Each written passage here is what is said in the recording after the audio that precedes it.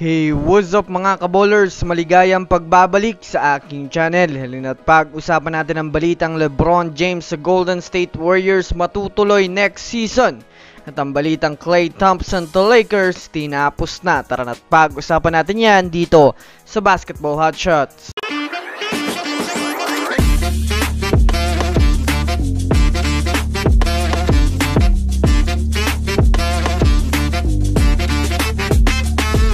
Una nga muna tayong dumako mga kabowlers sa balita patungkol sa kupunan ng Los Angeles Lakers.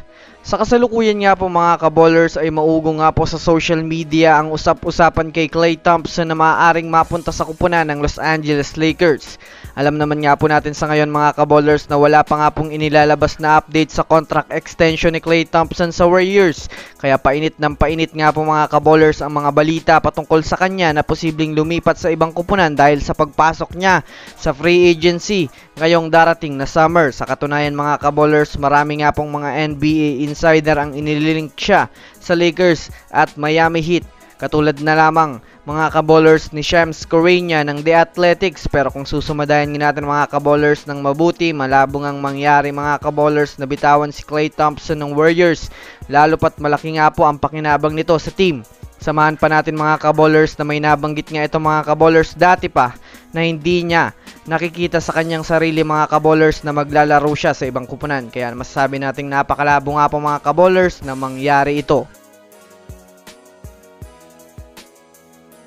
Samantala, dumako naman tayo mga kabowlers sa balita patungkol kay LeBron James sa Golden State Warriors. Alam naman nga po natin mga kabowlers na si LeBron James ang pinaka-target ng Warriors na makuha ngayon. Sa katunayan mga kabowlers, hindi nga po talaga tinitigilan itong Warriors na habul-habulin itong si LeBron James. Pero syempre mga kabowlers, hindi pa nga po pumapayag ang Lakers na ibigay ito sa kadahilan ng napakalaki nga pong kawalan itong si LBJ sa Lakers ngayong season.